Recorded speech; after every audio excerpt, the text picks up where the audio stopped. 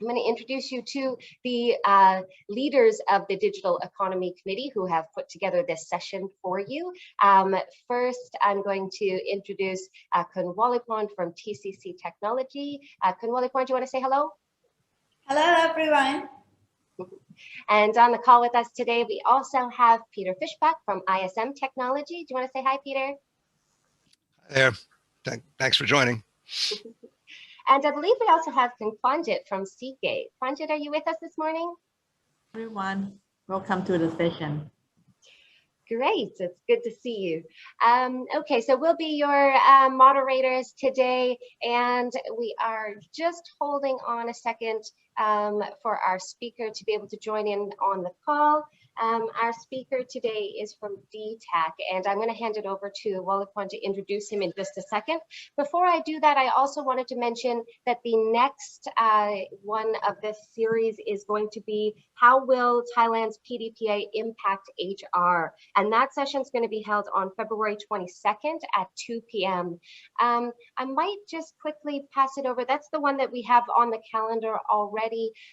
Peter, can I pass it over to you for a quick sec to talk about what else is coming up on the PDPA series calendar? Sure, Heidi. We have this whole series is a 5-part series. Today's is meant to be sort of an overview on what is PDPA and what is personally identifiable information, just to understand how everything all fits together.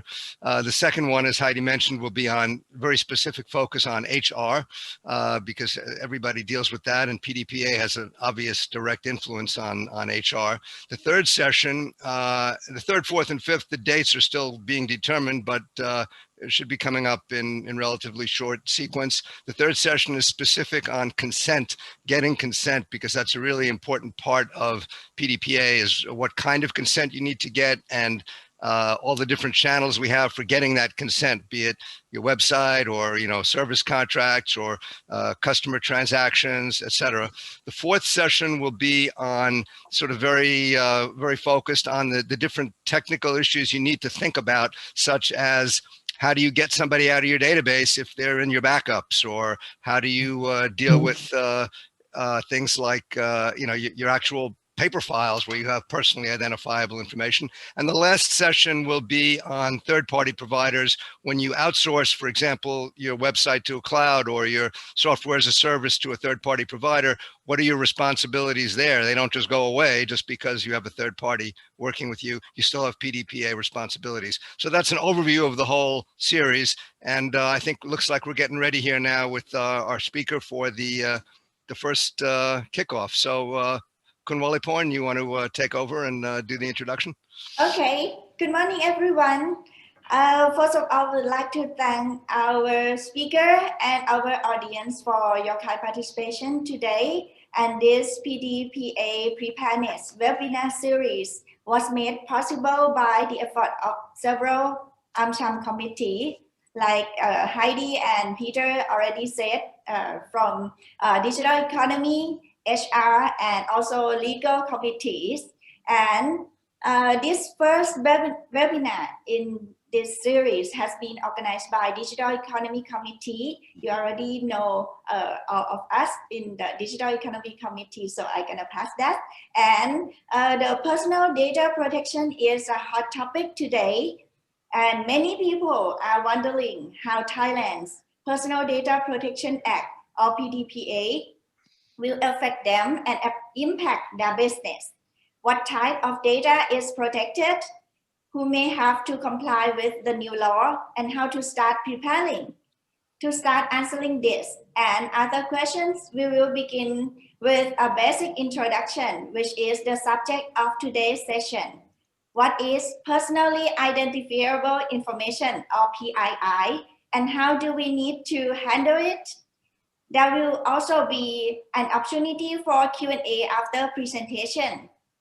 We are honored to have our speaker today, Kun Montri Stapornkul, the Data Protection Officer at DTAC. He is responsible for all data protection activities at DTAC, and he will also help us take the first step in understanding this important topic. Please join us in welcoming Kun Montri Stapornkul. สวัสดีครับ สวัสดีค่ะคุณมนตรี สวัสดีครับ It's my voice and everything's going good, right? Can you hear? Okay, good. Thank you. Yep. Okay. All right, everybody. Good morning, and it's an honor being here with all of you. Thanks to the team to make this happen, and I'm really. It's a pleasure that that I can share the practice that we have been doing based on the footprint from the Telenor, or who's our shareholder, and then what we are talking today would just be on the basic of the introduction of PDPA on what it is about, and how would the company actually getting themselves ready and prepared for the enactment, which is coming in June 1st, and then also at the point where on the enforcement side or on the execution side on how can you about in the operational practicality on how to get the PDPA going. PDPA is not new. It's been around, but we just don't have a dedicated one. And now that we have a dedicated one, actually it's a footprint of Gdpr. But again, it doesn't make us doing the work any differently, but rather just more responsible. And that's it, right? Perhaps that we could, since we are short on time, we're just going to jump into the material that I'd like to share with you. All right. Of course, American Chamber of Commerce. Thank you. If you could click, please, next page. Okay, a lot of people are wondering about what would happen on June 1st. When you wake up on the morning of June 1st, would things be different with the enactment of PDPA? I say no, everything would be just normal. We perhaps going to be staying with the COVID-19 as usual. We're going to have a smog in Bangkok, in Thailand as usual. Life will be the same, but you can expect to see something different. Customer might have started to exercise their rights by coming to your shops, calling your call center, contacting your staff on how we process their information. According to PDPA by law, of course, that one of the provision that PDPA is giving back to the individual is actually based on the Constitution's section, I believe it's 26. It's all about privacy. That's something that the PDPA is giving back to the individual, the Thai citizen, that they can take control of the information that the data controller is doing for them. So they could come to your shop, they could be asking, how have you processed my information for the past month? Whom have you shared my information to? That kind of thing, you can expect to see that. And what if you can't respond within a given time governed by PDPA? I believe it's 30 days. You're supposed to be telling the data subject on how you process their information. That kind of thing. And if you fail to be able to provide such information to them, the case might have been taken to PDPA office. The data protection office, would they come on their own to you? I would say no, because of the manpower and the resource. We're probably not going to see that. But if they come to us indirectly, by the complaint from the customers, then they probably come to you. Right at that point, when the authority comes to you, first of all, they will be asking. Okay, they want to see like the evidence of the legal basis assignment. That's the principle of the PDPA. The next slide, you will see what's the difference between the privacy and security. But this one, I'm just for the sake of it, they're going to be asking to see what's the evidence of the legal basis assignment to every processing. How are you transparent to customer? They want to see the evidence, right? When we're talking transparency, we're talking contract, the contractual obligations, and if you want to use the information that's generated from the main service for something else, have you ever asked for consent? They're probably going to be asking like the evidence that the company has a visibility over, on the overall processing, every single one, not particularly just the customer, but everything that's at the personal level, including staff, vendors, partners, everybody at the personal level, right? And how are you handling the data subject rights? Is the company ready and prepared to accommodate to every request from the customers? This kind of thing, you will probably get to see that. You can expect to see that. And what if you fail? You're not able to answer that. On the right-hand side, I believe that the PDPA is the only act in the world, the Data Protection Act in the world that actually do have the criminal charge. But that's only for a certain provision or certain mistakes, really material ones, right? The penalty under PDPA, PDPA has the administrative fine if any failure to comply with the PDPA. They have a civil lawsuit if pose any damage to the data subject. When we talk in civil lawsuit, remember who's making money. As we know that of course, data subject themselves, if they can prove the damage that happens from our conduct, then they are subject to receive the compensation, based on a civil lawsuit. And then we have the criminal charge if proven negligence and pose damage to the data subjects, right? I believe that on the criminal charge, it's only couple of provisions that actually would pose the criminal charge. One of them would be the sensitive information, and the other would be proven negligence by the staff, right? So you see that the PDPA has a loss. I mean, the penal codes that actually scare off. But if you're doing responsibly, I don't think there's anything much you should be worrying about, right?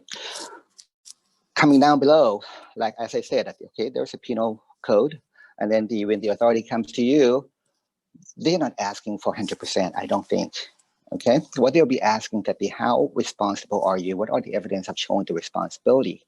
If you could defend that the existing process, the existing process that we have is already adequate for the data controller, you have the visibility overall of the processing within the company, I say you would be getting by that, not an issue. You get the mercy from that. Actually, you're taking things seriously and you're responsible for your business conduct, then that would be fine, but it's not going to get you off the hook by having all process PII in accordance with the PDPA. The punitive charge or reputational risk can be mitigated or even dismissed, right? But think about, you got to have something to show the authority that you are actually taking the responsibility, right?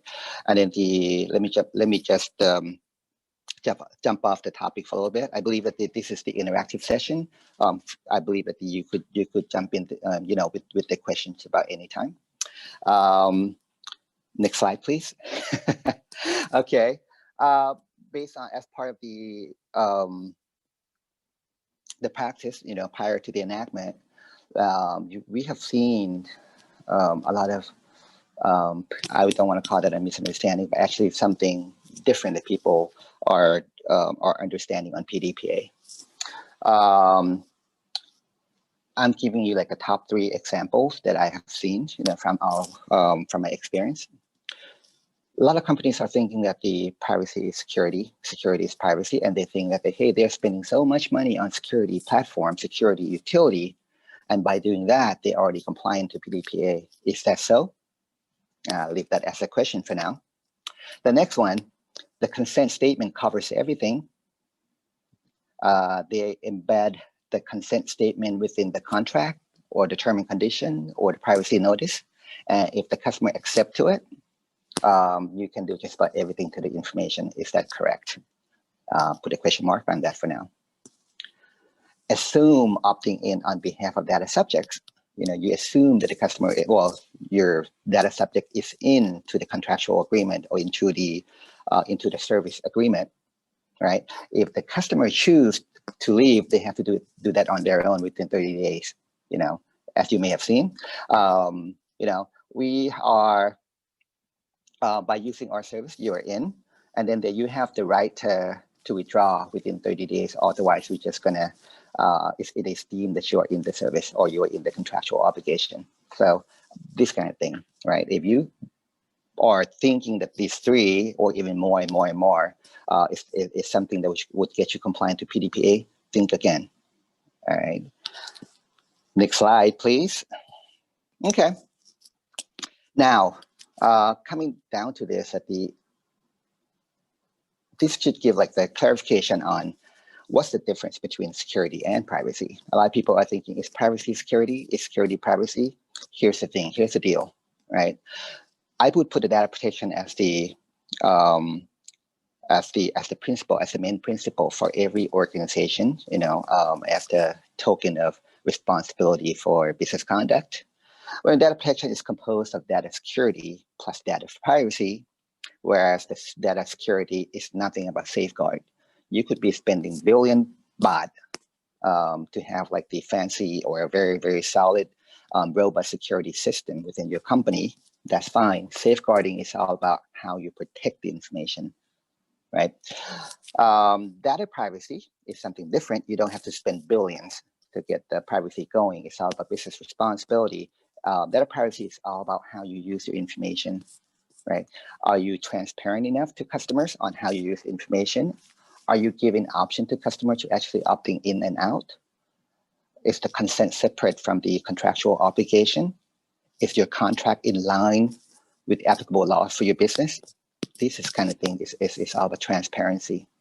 Once you have the transparency in place, are you using the information? When I'm saying use, the definition of processing is not about transferring, it's not about disclosing, but it's everything about information. At the minute, when you access the information, you eyeball the information, you put information in the thumb drive, and you sit on it, that's processing. You share, you do everything with the information that is processing. So which means that when you use the information at the point when you access or you analyze the information, if you do that for the basis of the contract, then you're okay. But if you do anything else, you got to be sure that you have a consent given by the customer prior, right? So that's the token of transparency. So which means that we have transparency, you have lawful use of information, then you're good.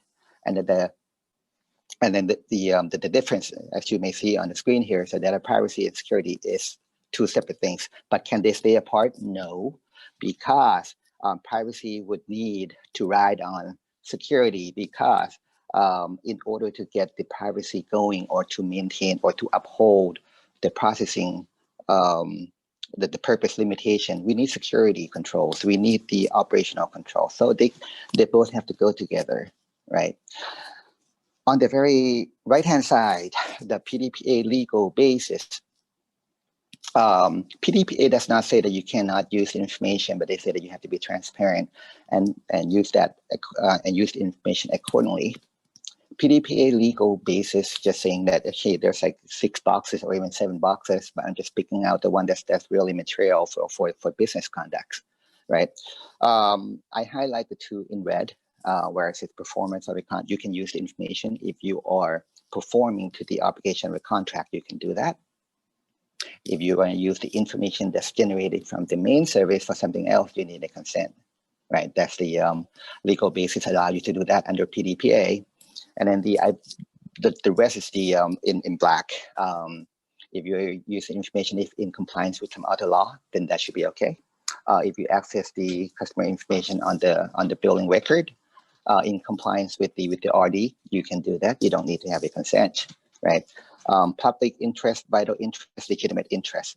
Public interest and vital interest is not up to us or the business conduct to actually making the assessment, right? The public interest, vital interest should be linked to the compliance with other law. Whereas one day that the authority could have come to you and they want the information of your customers, then they have to come in with the legal basis of their own, and you have to actually do the assessment, the legal assessment on whether if they have the virtue of the law in order to make a request. Okay, I'm not going to go into details of that, but it's just a high level. So basically, just to give you the overview of what the security and privacy, how they are different, right? And then just to say that the privacy, we have PDPA. And for security, if you are under CII or the critical infrastructure information industry that's actually set by the cybersecurity law, then you are part of the the organization under under cybersecurity law, and you have to comply to whatever the law requires. But on the side of PDPA or data protection law, it covers every single one of them. Even though you're just a small business, SME, or even startup with 1 person in the company, but you have tons of customer information, you probably don't have to have a DPO, the criteria of the company whom should have the DPO should be coming, should be developed by the committee, which we don't have one today. But anyhow, but the DPO would be just a function that the company should have. It could be one individual, one dedicated person, or it could be a function that append with somebody in the company. That's fine. But as long as you know the principles of how you use the information responsibly, then you're okay. All right. So this is the thing. Next slide, please. Now, a lot of people are still having a confusion or something that the how are you identifying the personal information? Right? When we are saying personal information, some people are using the abbreviation of the PII or the personal identifiable information. Now, if I would put that into two separate things, because under PDPA, we're saying personal information could be deemed as the directly identifiable and indirectly.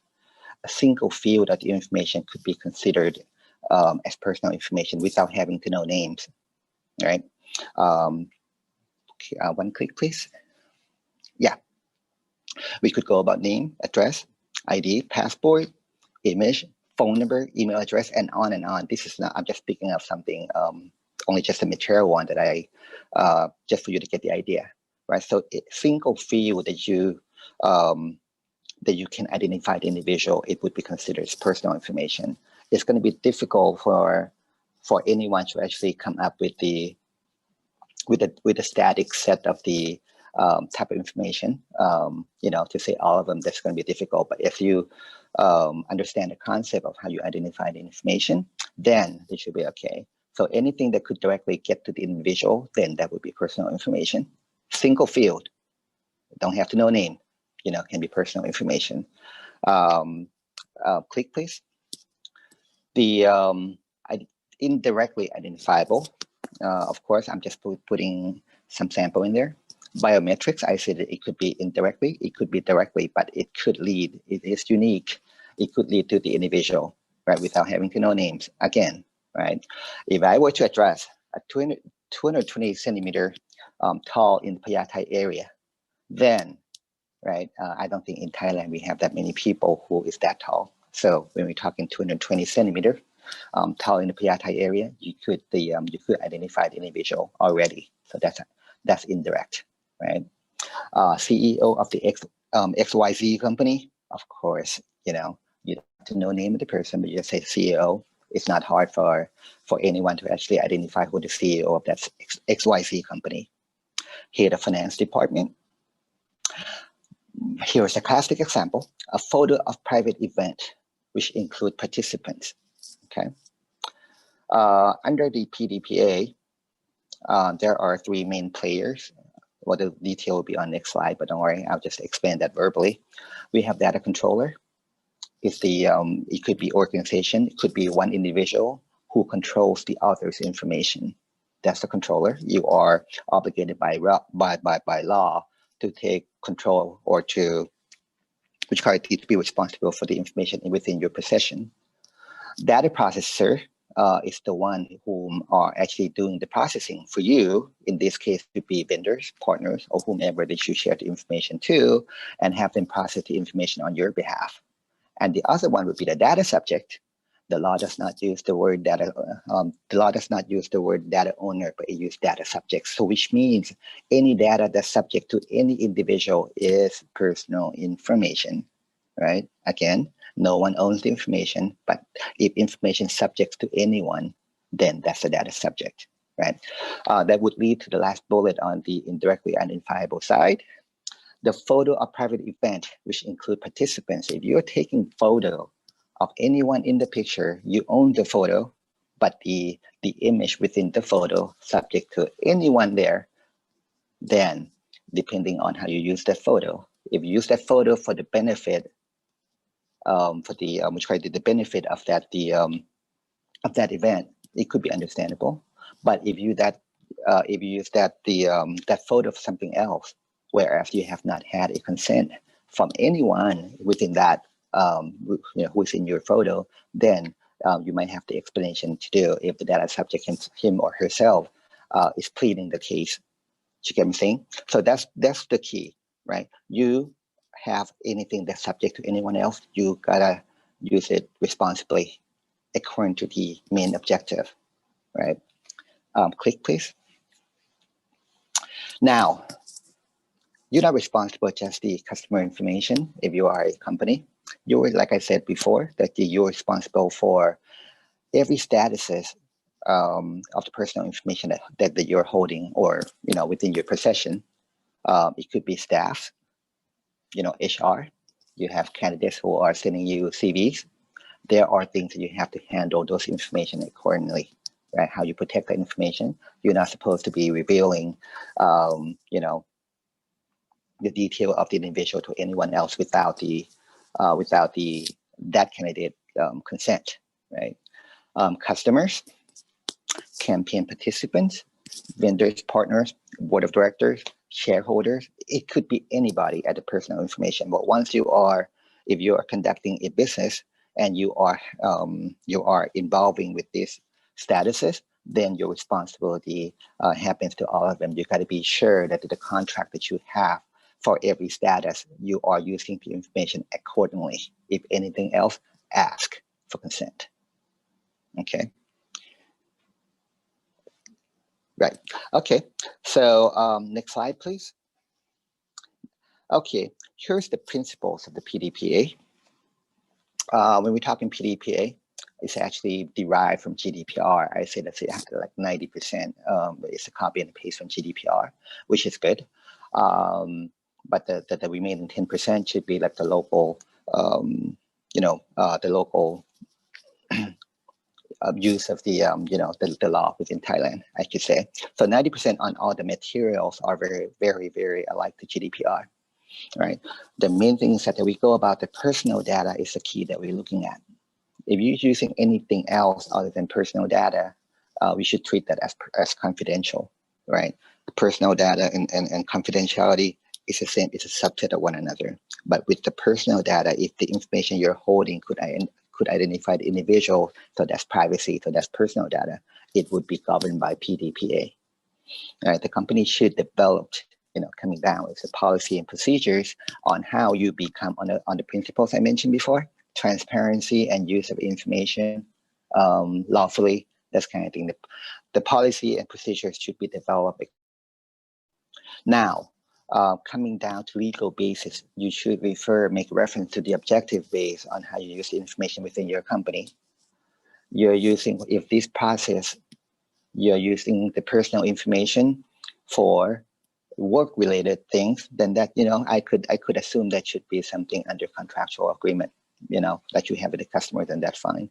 But if you are the financial institution and you start thinking that, hey, there's something good, I'm just doing this for my customers, I'll share the information with the insurance company, it's legitimate, the customer to offer something like a really, really a good discount for the customers, for the insurance company to make an offer to the customers.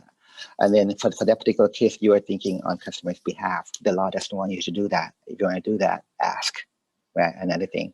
So you base everything on the legal basis, it's objective based. PDPA governs on 3 main principles, which is how you collect, how you use, and how you disclose the information. Right, but it's just the 3 principles. But beneath that, there are more things to do. I'll go in just slightly high-level details. Right, starting from the collection side. Right, you can collect the information only based on necessary. Right, it's only necessary to perform an obligation of a contract for your service. If you are a telecom company, I don't think you won't need a blood type. You're a financial institution companies, you probably don't need the religions, the religions or a political preference, anything like that. You don't need that, right? So when you collect the information, you have to be sure that it's only necessary to perform an obligation of a contract. So every field that you collect from the customers, you have to be able to defend on why you're using it. And then the law says that if you're collecting the sensitive information or anything that has the impact on the emotional being of the individuals, then you should ask. When we're talking sensitive information, we're talking something that's outside of the main contract, like something that would have the direct impact to the emotion, something like the personal health, religions, political preference, sexual preference, everything, you name it, on and on and on. Think about whatever that, if leaks, it would have the emotional impact, okay? So the law doesn't say that you don't collect those, but if you really need to use that, ask a consent.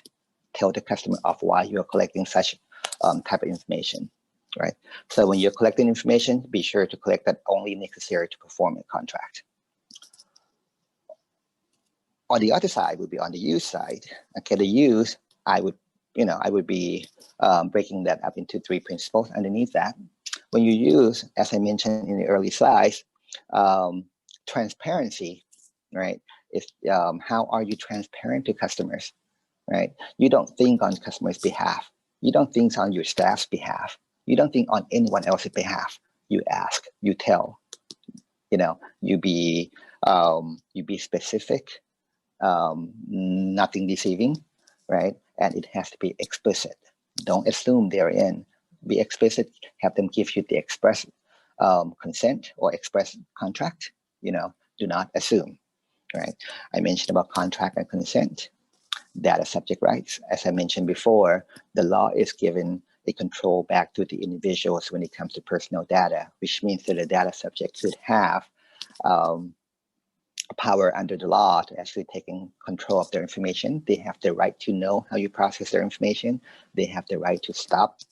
They have the right to ask you to delete the information, that kind of thing, right? And then there are some legal basis for them to use prior to use that rights too. But anyhow, just the principles that the law give the control back to the data subjects. The breach notification and handling, the law doesn't say that you don't breach. If any companies are saying that they are 100% sure there won't be any breach on earth, I don't think they are telling the truth, right? The truth is that the company are entitled to have a breach, but how you minimize that, how you are doing the best to protect the information and to prevent the company against breach. When we're talking breach, a lot of people could have thought that it would be coming from the cyber threat, but in actuality, no, it doesn't. It's not strictly only just a cyber threat. It could be anything. Your staff themselves, right? They could have put information in a thumb drive, and they lost the thumb drive. The drive is not protected. A ream of paper, which is which has the photocopy of the national ID of the customers. If the staff were to take that home during the COVID situation, they work from home and they take the information home, and if they lost that ream, that's the breach, right? So anything that you that caused the unavailability, which caused by the accidental destruction or even intentional destruction or anything, or unauthorized access to information, we could deem that as breach, right? We don't have the law today, but we probably already have the sector-based regulation, but we're not going to talk about that. But for PDPA, we don't have that that enforcement today. But within the dawn of the June 1st, then you're probably seeing that too. So which means that when you discover a breach, right, you are supposed to actually doing the assessment of the breach if that posed the damage or potential damage to the data subjects. The metrics on how you assess the breach would be coming out by the committee. And I'm sure we don't have the committee today. And then the last I just talked today, we have a set committee already. They should announce that very, very soon. But anyhow, what you call it? The breach. Oh, the metrics to assess the breach, right? They should be coming out. But anything when you're saying that the only assessment or the breach assessment that should report to the authority should be on the high and very high, but the definition of high and very high would be coming out from the committee. But given that today, right, when we're talking personal data, if you lose any personal information, it should already be high and very high. It's not going to be anything less. Because once you have lost a set of information, it could be, it could be causing a damage to the data subjects. It could be anything, right? Impersonation should do that for something that would coming back or even threaten the data subjects themselves. It could be anything when there's a breach and someone is taking control of the information unauthorized. So that's the case. The law says that without undue delay, within 72 hours, you're supposed to be reporting that to the authorities. And also you are subject by law to actually identify the data subjects too with the remedy plan. If you find out that there's a breach and it poses a potential damage to the data subjects, right? So if you don't have a plan, prepare to have a plan in place. And some of you said that you might think that hey, if you're losing just one record, what could happen? Well, might not be that significant, but if you lose like 1 million records or 13 million records, A lot of people who are getting that. Remember, if I have like the 13 million phone numbers, I can do a lot of things. I could share that to the market research company or even a content partner. What they can do is that they could blast out an SMS to all the 13 million and expect to have the success rate of 1% of the 13 million. I could make myself a big bucks already from that, right? So that's the key, right? So a breach notification should be in place, and very important that you are training your staff to be able to identify the definition of a breach. The breach is not, like I said, breach is not only just a threat from cyber. Breach can be anything that you are not having the ability to see the information, which is caused by, it could cause by the accidental destruction or intentional destruction. It could be anything, right? So that's the breach notification. Now, once you are transparent to the customers, how you use the information, I put it right there. Lawful use of personal information. What's the definition of lawful? What was the definition of lawful use of personal information? I put the word by the privacy by design, which is very common in the European territory. But privacy by design is not anything else but a privacy checkpoint, right? Every organization shall have a privacy checkpoint to assess every processing that you have. Or in other words, every processing within your company, when I'm saying every processing, I'm saying use or anything that you touch the information, the personal information, right? Are you assigning the legal basis to it, right? Whether it's the contractual basis or it is the consent basis, anything, every processing I do mean, which means that so you know that if anything that's outside of the legal basis, then you might be thinking about, okay, how are we bringing that back into the legal basis, into the proper legal basis, or not, you just ask consent or you stop using the information, right? So that's the assigned legal basis.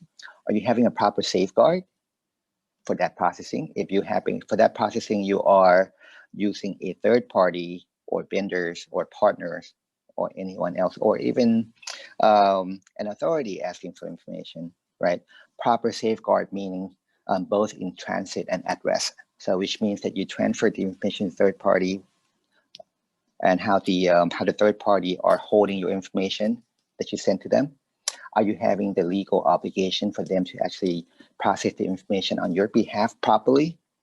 You know, you are entitled by law to actually enforce those vendors of yours to actually processing the personal information up to your standard.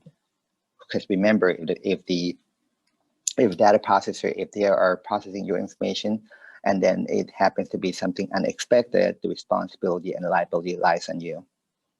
Right, so you have to be sure to the proper safeguard is another thing that you should be careful. The access and controls, they ensure that everyone, when you access the information, do what they are actually authorized user according to their job scopes, and they are doing anything for job-related things, right? The access and controls, safe storage, the retention and deletion. Remember, if anything that's no longer necessary, you are entitled by law to actually have them deleted. When I'm saying necessary, it could be anything that from some other law that governs that you keep the information. For example, like a copy of invoices, it's actually you are being governed by the RD to keep that for 5 years, or even for telecom company, any all the detailed records of the customer usage, you are entitled by the NBTC to keep that for like 90 days or not longer than 2 years. Now that kind of thing. Ensure that you have the retention schedule for every type of information within your company, and you do execute that when the cycle comes around, and keep the evidence that you have deleted information, right? When I say lawful use of personal information, and beneath that and below that, I say purpose limitation. When you're saying the lawful use, not only just the first day when you're doing when you're doing the assessment on how you use the information lawfully, but you do that every day. So you don't just design the use of personal information for just today. You designed it further out to the end of the use, right? So you mean that the next day the information will stay lawful as the first day. So right, that's when you bring in security. That's when you bring in operational controls, just to ensure that the information is being is being upheld according to the original intent, right? So the next one is the accountability. You are entitled to, or you are actually obligated by law to actually ensure that the information that you hold is accurate. Accurate meaning that it does not cause any, any deceiving. It does not cause any misunderstanding, right? And it is up to date, right? So it is actually just to ensure that the information that you hold, it contains the integrity of the information. And what you do is that when you're taking the responsibility on the information and personal information that you hold, it's mandatory, not optional. You are obligated to take good care of the personal information that you hold lawfully, right? Business responsibility and end to end. That's what I'm saying, right? And then of course, as we all know that we all have the liability under the law. When I'm saying liability, I'm just in my word, I say liability is the responsibility. It's the responsibility plus liability is the responsibility plus accountability. That's the word. Anyhow, so when you come down to the three things that I'm saying: transparency, lawful use of information, and you take well accountability of the information you hold, then you're okay according to the law. On the part of the disclose, of course, likewise to the collection side, when you disclose the information, you have to ensure that it is necessary to perform an obligation of a contract or a service. Do not do anything else outside. Be sure to be able to defend every use of the information. If you're using a third party or you have to transfer the information cross-border, the law doesn't say no, you cannot do that. The law says you can do that, but as long as you are doing that under the obligation of a contract or under the obligation of a consent, well, you can do that, right? But if you're using third party, as I mentioned earlier, you have to ensure that the third party or the vendors who are servicing you are actually processing information based on your standard. If you're getting information outside of the country, right, the law doesn't say no. As long as you are upholding the objective, the original objective, then you can do that. But the country that you transfer the information to is supposed to have an equivalent data protection law or higher. So that's fine. So that should be in part of the use of information too, right? When you assess that if this processing involving having a third party and the information has to use the cloud as a service engine, then that's the case, right? Then you go about assess the country where the information is transferred to, right? So collect, use, disclose, okay? So coming down to this, I believe that we just have the one more slide to go. Does anyone have any questions? Oh, I think we have the question answer after this, right? So can you go on to the next slide, please? Now, the personal information versus confidential information, a lot of people are still confused on this, but let's think about this. Personal information is the confidential information, but the way that we handle them should be a little different. For the privacy information, it would perhaps that we have a stringent control over it, by law, right? But not to say that the confidential information is also being governed by some other laws as well. When a damage happens, you can choose and pick which law you want to use. But anyhow, for the personal information is the right of the individual to have controls over how his or her personal information is collected, used, and disclosed. Whereas the confidentiality is the duty to ensure the information is kept secret only to the extent possible, right? Privacy talks about the person, confidentiality talks about the business conduct or anything that's classified as confidential. So, which means that both of them are somewhat intertwined with one another. Right, so you, just to avoid confusion on, okay, this is confidential information, I don't have to worry, but personal information is confidential information.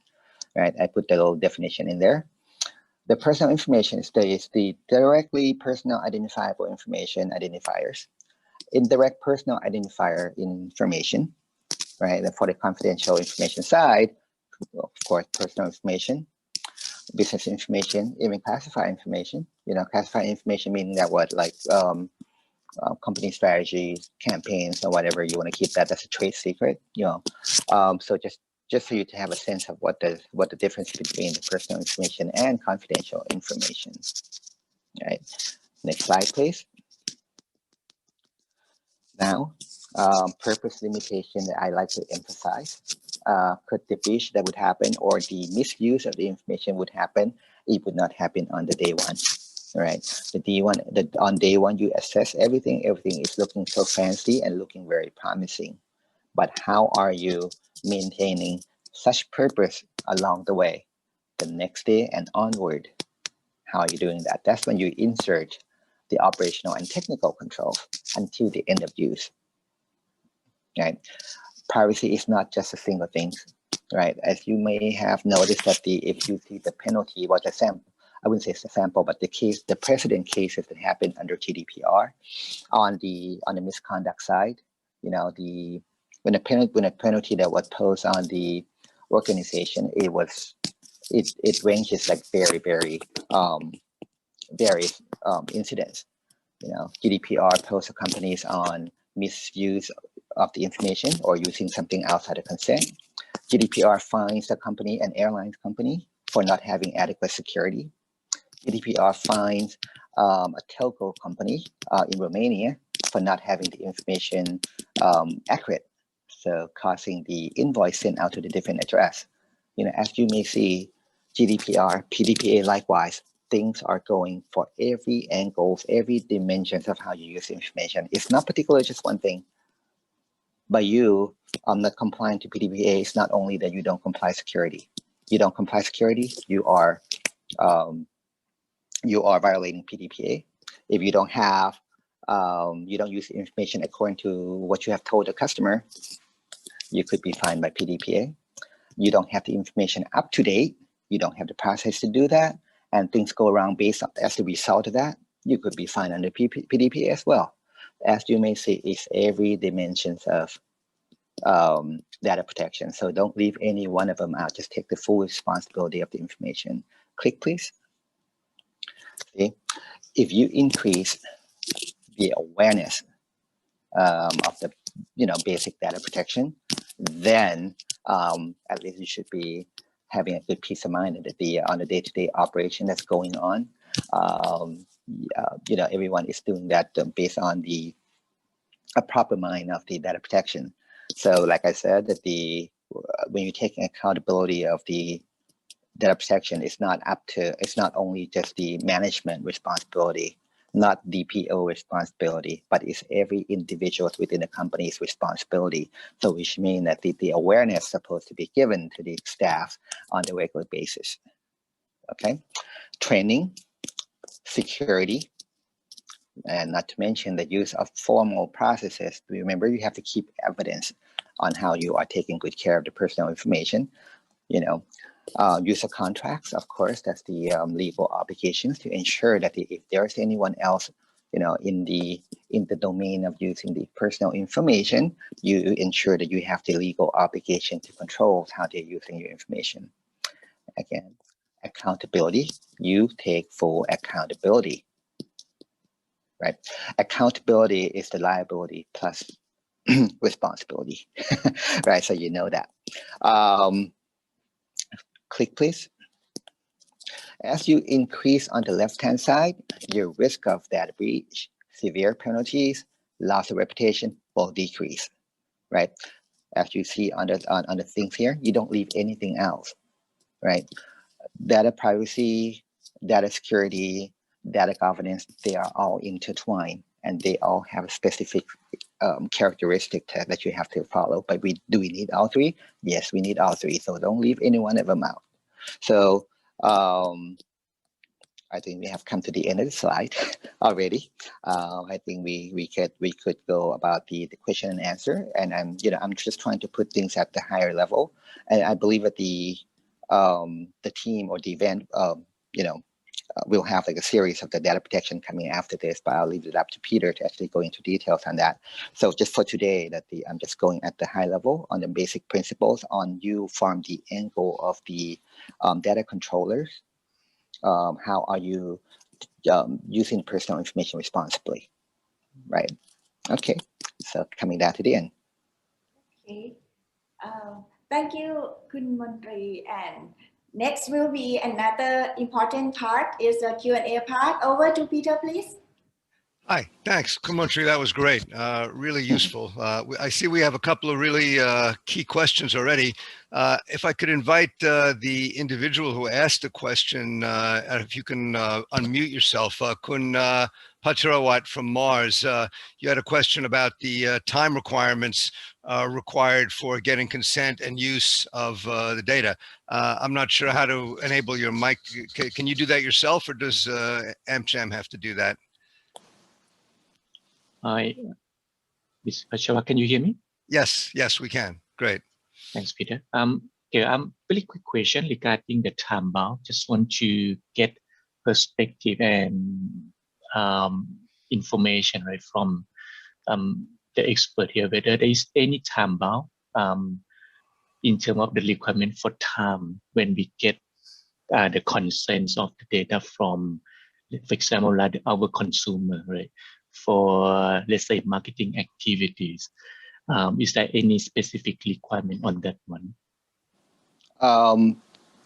Well, the timeline is that by the enactment, that's the clear cut there. But anyhow, we have Section 95 with reference to PDPA. Section 95 said the other information that you have collected prior, you are entitled to process the information according to the objective that you're collecting, right? And then you should open the right for the customer to actually withdraw from that objective too. But anyhow, to answer your question, whether how much, well, what's the time frame in order for you to collect the consent? As we all know that given that today we are processing the personal information, maybe that's outside of the contractual obligation already, but now you want to collect the consent to satisfy what you have already done. Am I correct on that? Yep. It's not about onboarding, but it's actually correcting, right? You have up to you have up to the June 1st to do that by law. But again, you could make reference to Section 95 for anything that you hold, and you are subject to inform the customer of the objective that you are processing their information for, and then leaving the customer to make a decision whether if they want to opt out. But you can do that. You can ride on Section 95. They allow you to do that. Anything that you have collected prior, it may not be the correct format on the consent, but you have collected. You have become you have been transparent to customers prior. You can do that. You can still use it. It's still valid, but you have to open up a room for the customer to opt out or giving you a consent. Right. Section 95. That should be a salvation for your curiosity. Thanks a lot, Montri. Appreciate it. The next question we have is from Matt Stevens. A related question, actually. If Matt, if you can unmute yourself and ask the question. Yeah, hi, Kun Montri. Thank you very much for the presentation.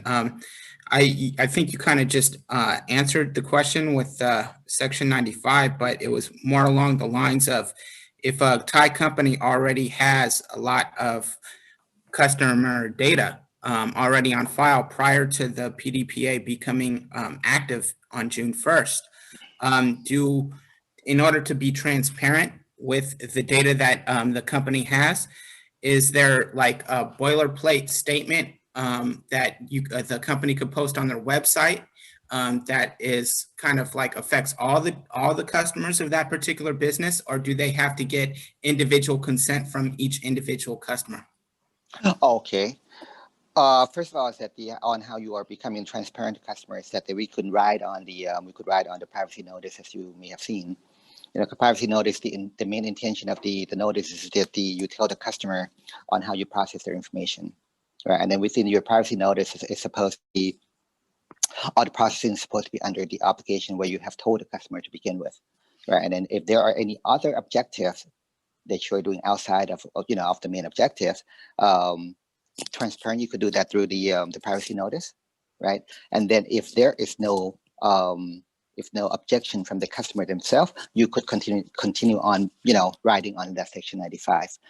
Based on collection of the collection of the consent individually, onward after that, if you are planning, starting off today, like I said, put it this way, the company, in order to get yourself prepared for the PDPA or get yourself ready, I would put that in two parts. One of them is the fixed basics, right? You're going back and you scan through and how you are bringing about whatever that was done in the past to today, right? See if there are any gaps, right? The gaps, of course, that we are talking on the matter of the consent, on the transparency part. If there's anything that you're using outside of the main application, of the contract, then you might list those out. You put that in a privacy notice, right? You're going on about that, right? Right on Section 95. And then you might have a statement telling the customer the privacy notice himself, and then you should start collecting the consent as of today, right? Based on the things that's outside. You could do that, right? But the law says, again, that anything that happens prior to the day, they are valid until the customer opt out, but they have to know on what you use their information for. That's Section 95. The law doesn't say what you have collected, what you have used in the past, you're wrong. The law doesn't say that. But you are supposed to tell them what you're using and outside of the the main application of the contract, right? And then you should give room to the data subjects to opt out if they want to. Am I answering your question? Yes, thank you. Okay.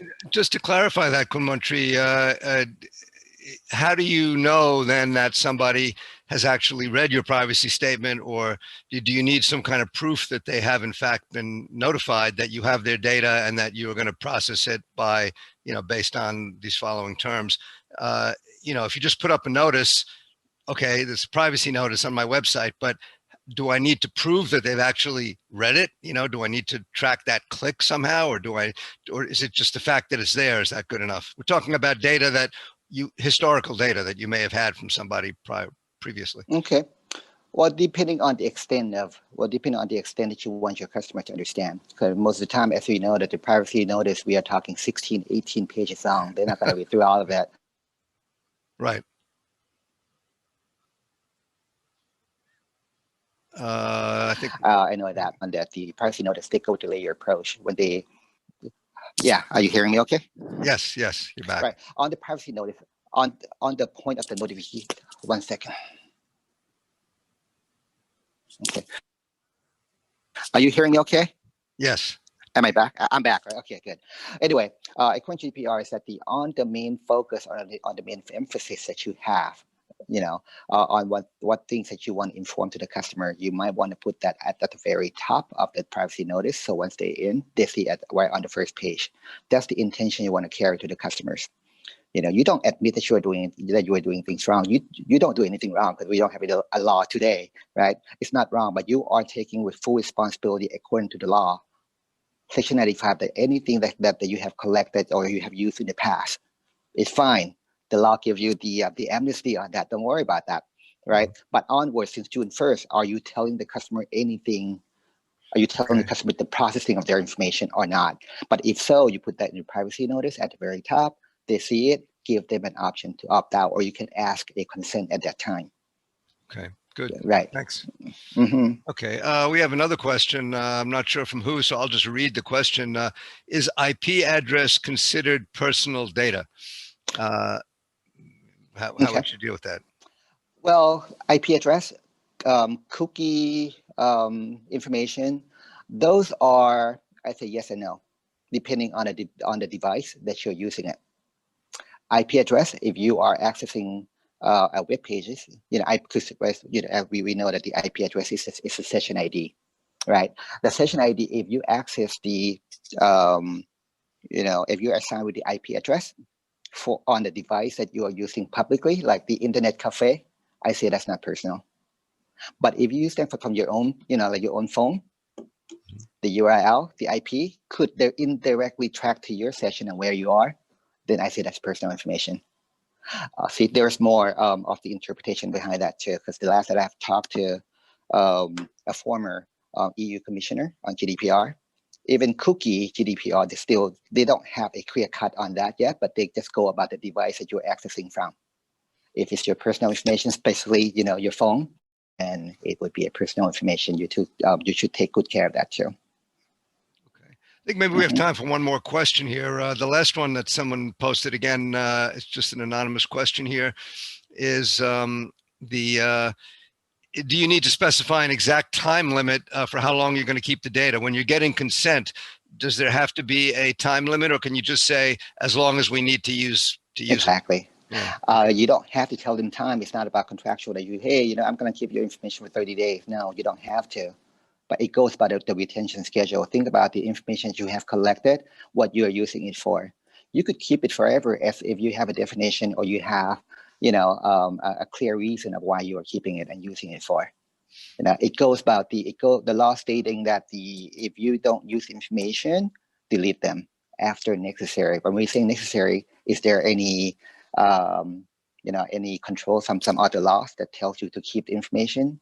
Is there any business justification for you to keep it? If you don't have any of that, just delete it. The law doesn't say that you have to delete everything. No, it doesn't have to be only just to comply with other law. No, but as long as you have the business justification, you have to keep the information for the audit purpose. You want to keep it for extra year, fine, but you have to have a justification behind that.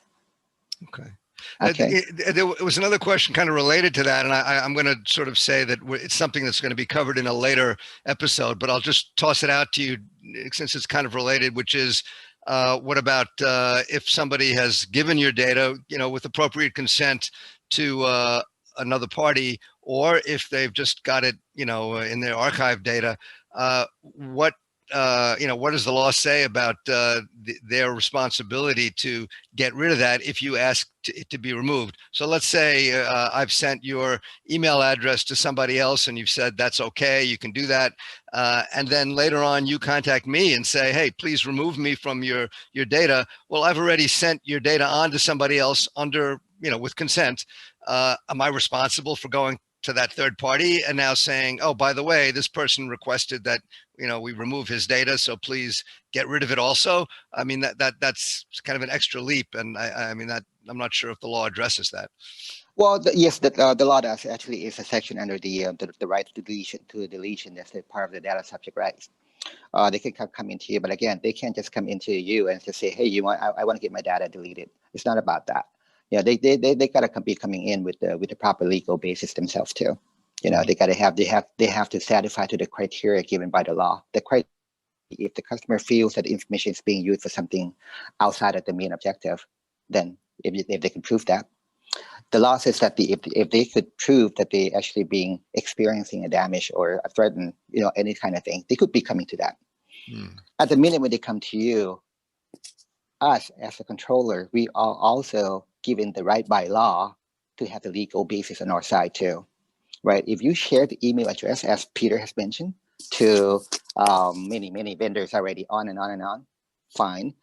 If both sides are satisfied with the legal basis, then you're subject to delete that. But if not, right? If you share the information based on the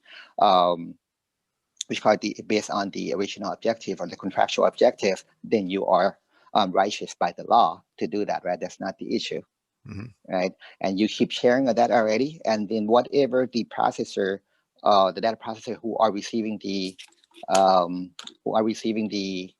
email address that you have sent to, and if they use it for the purpose same as the original controller, then that would be fine, right?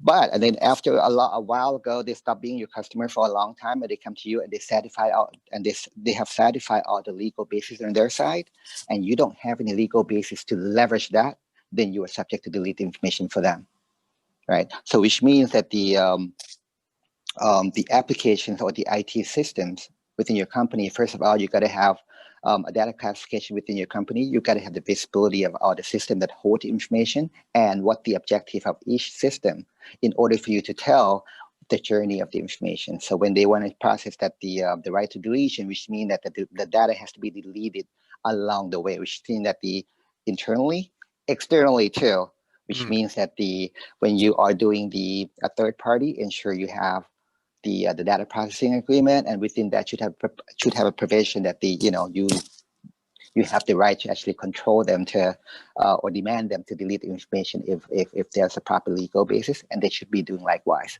And what you do is that you got to have the visibility of all the processing, and when there's the deletion, then that's when you start deleting the whole way, not just from internally, externally too. So having a visibility is very important. I can see a lot of work for lawyers, law firms in rewriting contracts and agreements. I can tell. Yeah. So we can go into details like a later session. I can share that with you. But just for the sake of it, because the main things that for us as the controller, I think all of us here, I think we are the controller. We should have the visibility of all processing of the information, right? Which means that the not just internally but outside too. Mm-hmm. Good. All right. Well, thanks. This has been great, and I'm sure we could, go on longer. But I will, take note of the fact that there are going to be many questions generated by this, and we'll try to address some of those in our upcoming episodes of this series. So I think that's about it. And let me say thank you again to Kun Montri and to all Certainly the attendees. Welcome. I'm going to hand it back over to AMCHAM for a quick wrap up, and then I think we're done. Mm-hmm. Thank you. Thank you so much, Kun Montri, and to our Digital Economy Committee leaders for putting this series together for us, and especially the presentation today, Kun Montri. It was very, very informative. Just letting you know about some upcoming events. On Wednesday morning at 9, we have our Government Affairs Council meeting. You're all welcome to join us there. On Friday at 2 p.m., we have our Women on Board discussion series, and we'd be very happy to see you join us for that session, also a virtual session. And on February 22nd, just a reminder, is the next in this PDPA series on how will Thailand's PDPA impact human resources here in Thailand. So please do join us for upcoming sessions, and thank you all for joining us today. It's been a great session. Have a good day. Thank you. Thank you.